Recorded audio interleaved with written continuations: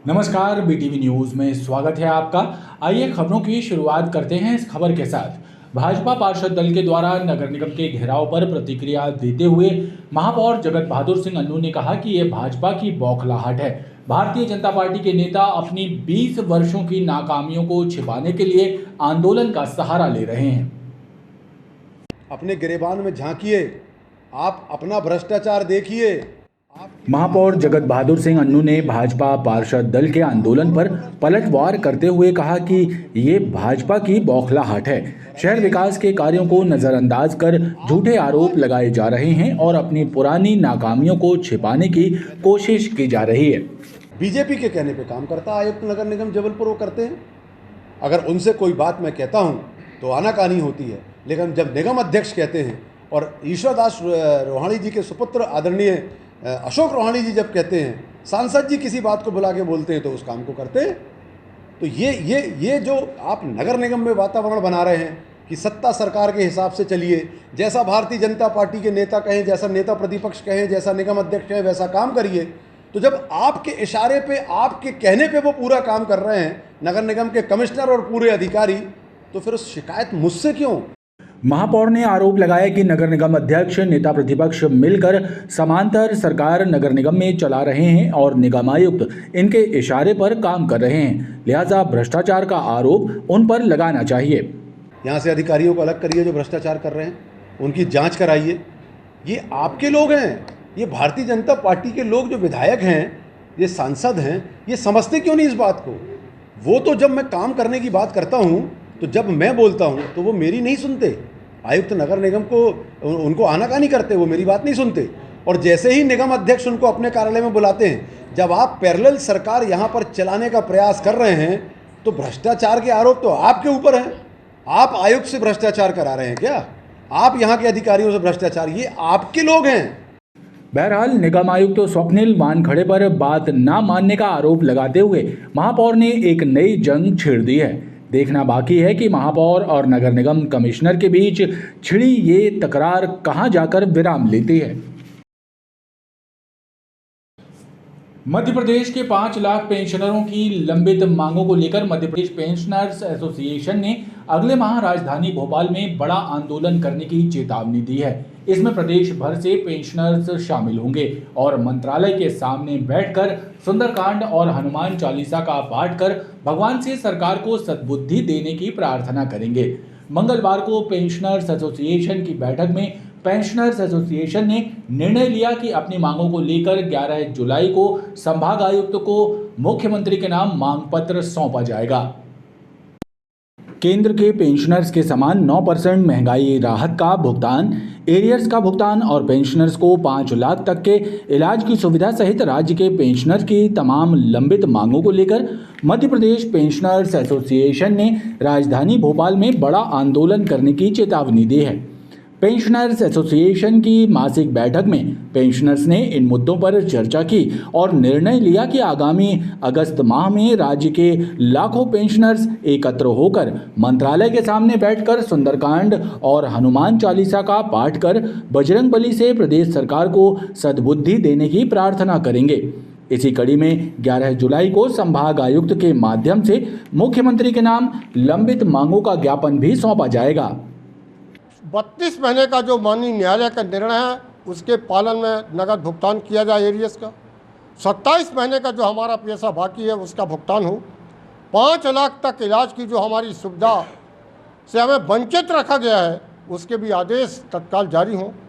इन्हीं के साथ अन्य हमारे बिंदु हैं और उन बिंदुओं की जानकारी बार बार हमने मध्य प्रदेश शासन को उपलब्ध करा दी है। निवेदन कर रहे हैं जिसके लिए हम लोगों ने अभी 11 जुलाई को 1 बजे जबलपुर संभाग के आयुक्त महोदय को एक मांग पत्र प्रस्तुत करने जा रहे हैं। गौरतलब है कि राज्य के पेंशनरों की लंबित मांगों को लेकर मध्य प्रदेश पेंशनर्स एसोसिएशन लंबे समय से आंदोलन कर रहा है और चुनावी साल में पेंशनर्स ने अपनी मांगों के लिए सरकार से आर पार की लड़ाई लड़ने का आह्वान किया है। वेतन विसंगतियों को दूर करने एवं पुरानी पेंशन लागू करने सहित तमाम लंबित मांगों को लेकर नर्सिंग ऑफिसर एसोसिएशन ने चरणबद्ध आंदोलन करने की घोषणा की है। पत्रकारों से चर्चा करते हुए एसोसिएशन ने बताया कि 10 जुलाई से काम बंद हड़ताल की जाएगी। पत्रकारों से चर्चा करते हुए नर्सिंग ऑफिसर एसोसिएशन के सदस्यों ने बताया कि पिछले 4-5 वर्षों से जायज मांगों को लेकर आंदोलन किए जा रहे हैं, लेकिन प्रदेश सरकार ध्यान नहीं दे रही है। अब 10 जुलाई से काम बंद हड़ताल पर अपनी मांगों की तरफ सरकार का ध्यान आकर्षित कराने की कोशिश की जाएगी। वेतन विसंगतियों को दूर कराना और पुरानी पेंशन को लागू कराना इनकी प्रमुख मांगों में शामिल है, जिसमें हमारी मुख्य मांगे हैं 3 और 4 इंक्रीमेंट जो भर्ती के समय दिए जाते हैं वो दिए जाएं। नाइट अलाउंस जैसे डॉक्टर्स को मिलता है 1 दिन ड्यूटी करने पे, हमारी सिस्टर 7 दिन ड्यूटी करती है पर वो नहीं दिया जा रहा, उसका लाभ दिया जाए। सेकेंड ग्रेड का उन्होंने नाम दे दिया है लेकिन वेतनमान अभी तक हमें प्राप्त नहीं है। और इसके साथ हमें ओल्ड पेंशन चाहिए है। 2018 से हमें ब्रह्म स्वरूप का लाभ दिया गया जबकि 2016 से उसे लागू किया गया था, तो उसका एरिया चाहिए। कुछ मांगे हमारी प्रमुख है जिसको लेकर के हम आंदोलन करने वाले हैं। आगामी 10 तारीख से काम बंद हड़ताल होगी। आगामी दिनों में चुनाव भी है, पर अगर ये शासन अगर हमारी नहीं सुनता है तो इसका असर चुनाव पे भी पड़ेगा, क्योंकि सरकार से हम लोग इतने दिनों से मांग कर रहे हैं कि भाई आप हमारी मांगों को पूरी करें जो कि जायज़ है, और अगर वो नहीं सुनती हैं तो फिर चुनाव पे असर पड़ेगा भी। नर्सिंग ऑफिसर एसोसिएशन का कहना है कि इमरजेंसी स्वास्थ्य सेवाओं को हड़ताल से मुक्त रखा जाएगा ताकि मरीजों को परेशानी ना हो। जबलपुर लॉ स्टूडेंट्स एसोसिएशन ने रानी दुर्गावती विश्वविद्यालय में कुल सचिव को एक मांग पत्र सौंपा। लॉ स्टूडेंट्स एसोसिएशन ने एलएलबी के 1st, 3rd और 5th सेमेस्टर के छात्रों द्वारा भरे गए रीटोटलिंग के रिजल्ट जारी किए बगैर विश्वविद्यालय द्वारा सेमेस्टर की परीक्षाओं की तिथि घोषित किए जाने को लेकर आपत्ति जाहिर की है और विश्वविद्यालय प्रबंधन से परीक्षाओं की तिथि स्थगित करने की मांग की है।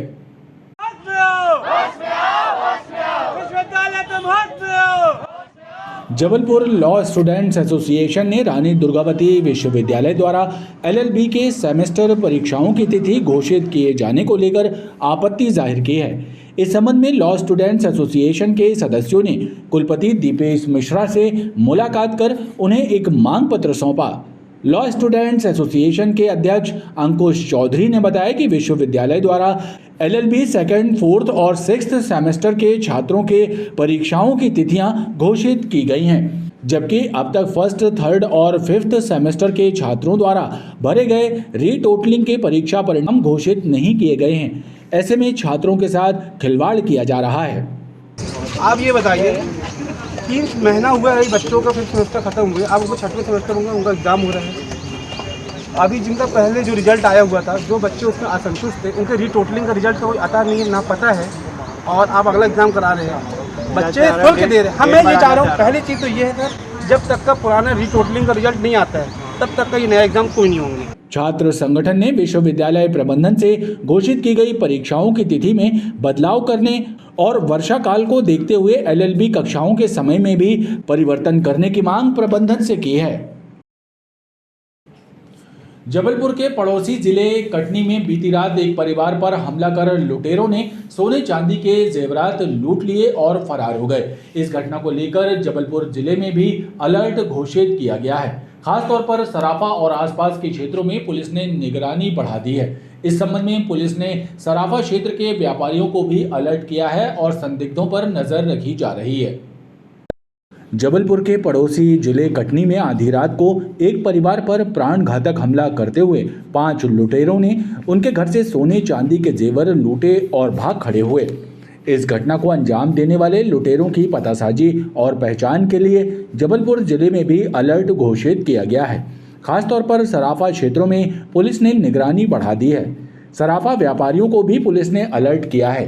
कोतवाली संभाग के सीएसपी प्रभाष शुक्ला का कहना है कि पुलिस संदिग्धों पर नजर बनाए हुए है। कटनी में सराफा व्यापारी के साथ जो घटना हुई है उसके सामने हम लोगों को निर्देश मिले हुए थे, तो उसमें हम लोगों ने सराफा व्यापारियों से भी पूरी जानकारी साझा की है, उनको भी अलर्ट रहने के लिए बोला है और जितने संदिग्ध स्थान हो सकते थे जहां बदमाश लोग ठहर सकते हैं, आना जाना हो सकता है मूवमेंट उनका, उन जगहों को भी चेक कराया है और अपने मुखबिर तंत्र को सक्रिय किया ताकि उस कारण कोई जानकारी मिल सके। इस संबंध में सभी थाना प्रभारी को भी बोला गया, उनके द्वारा भी लगातार कार्रवाई की जा रही है। कितने की कार्रवाई कटनी में क्या उस संबंध में अभी पूरे डाटा हमारे पास नहीं आ पाया है, लेकिन जो मोटी मोटी जानकारी मिली उसके आधार पर हम लोग सब लगातार उसमें लगे हैं। उनकी लिंक हो सकती है, उसी आधार पर हम लोग तलाश कर रहे हैं। अभी तक तो ऐसा नहीं मिल पाया, लेकिन लगातार तलाश जारी है। दरअसल कटनी थाना क्षेत्र के कोतवाली थाना अंतर्गत रहने वाले मनीष शर्मा के घर आधी रात को घुसे बदमाशों ने लूट की वारदात को अंजाम दिया। लुटेरों ने पति पत्नी और बेटे पर हमला कर घर से जेवरात लूट लिए और फरार हो गए। ओमती थाना क्षेत्र मॉडल रोड पर मंगलवार को एक अधेड़ व्यक्ति का शव मिलने से सनसनी फैल गई। घटना की जानकारी मिलने के बाद ओमती थाना पुलिस मौके पर पहुंची और शव को पोस्टमार्टम के लिए भेजा। पुलिस ने मामले में मर्ग कायम कर मृतक की पहचान के प्रयास शुरू कर दिए हैं। Model road saint Norbert school के पास मंगलवार को लगभग 52 वर्षीय एक अधेड़ व्यक्ति का शव बरामद हुआ। इस मामले की जानकारी मिलने के बाद ओमती थाना पुलिस मौके पर पहुंची। पुलिस ने घटनास्थल का निरीक्षण करने के बाद मृतक का शव मेडिकल कॉलेज अस्पताल भेजा। घर वालों को पतासाजी की जा रही है, घर वाले मिल जाएंगे तो उसकी बॉडी उनको सुपुर्द कर दी जाएगी। शनाख्त नहीं हो पाई है। अज्ञात मृतक पुरुष करीबन 52 साल के लगभग उम्र का होगा और दाढ़ी आड़ी उसकी बड़ी थी, सिर के बाल बड़े थे, गुलाबी रंग की शर्ट वगैरह पहना है, स्लेटी पैंट पहना था। वो हुलिया के हिसाब से कंटोरों को नोट कर दिया गया है। मौत का कारण कुछ नहीं, वो कोई अज्ञात बीमारी लग रहा है। और पहले बाएं पैर में कोई चोट वोट लग गई थी तो उसी से वो गैंगरेंग हो गया था, ऐसा लग रहा है। पुलिस अब मृतक की शनाख्त करने के प्रयास में जुट गई है। पुलिस का कहना है कि शव के पोस्टमार्टम के बाद मृत्यु का कारण स्पष्ट हो सकेगा। बहरहाल मृतक की पहचान और उसके वारसानों की पतासाजी की जा रही है। और आइए अब डालते हैं एक नज़र मौसम पर। मौसम के साफ होते ही उमस भरी गर्मी ने लोगों की परेशानी बढ़ा दी है। हवा के दबाव का क्षेत्र कमजोर पड़ने के कारण जिले में बारिश का दौर फिलहाल थम गया है। ऐसे में तापमान में भी वृद्धि दर्ज की गई है। हालांकि बंगाल की खाड़ी में नया सिस्टम बनने के संकेत मौसम विभाग ने दिए हैं, जिसके चलते 1-2 दिन बाद फिर से मानसून के सक्रिय होने और बारिश होने की संभावना मौसम वैज्ञानिकों ने व्यक्त किए हैं।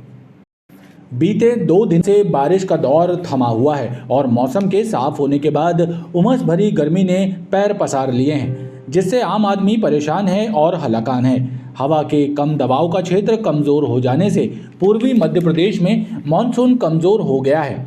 हालांकि मौसम वैज्ञानिकों का कहना है कि बंगाल की खाड़ी में नया सिस्टम बन रहा है, जिसके चलते आगामी 1-2 दिन में दोबारा मानसून सक्रिय होगा और फिर जोरदार बारिश होने की संभावना है। बीते 24 घंटों में जबलपुर जिले में बारिश दर्ज नहीं की गई है। जबलपुर जिले का अधिकतम तापमान भी बढ़कर सामान्य से 3 डिग्री सेल्सियस ज़्यादा 36.3 डिग्री सेल्सियस और न्यूनतम तापमान सामान्य से 1 डिग्री सेल्सियस अधिक 26.5 डिग्री सेल्सियस दर्ज किया गया। जिले में इस मानसून सीजन में 257.2 मिलीमीटर वर्षा दर्ज की गई है। खबरों का ये क्रम लगातार जारी है। आप देखते रहिए BTV न्यूज़।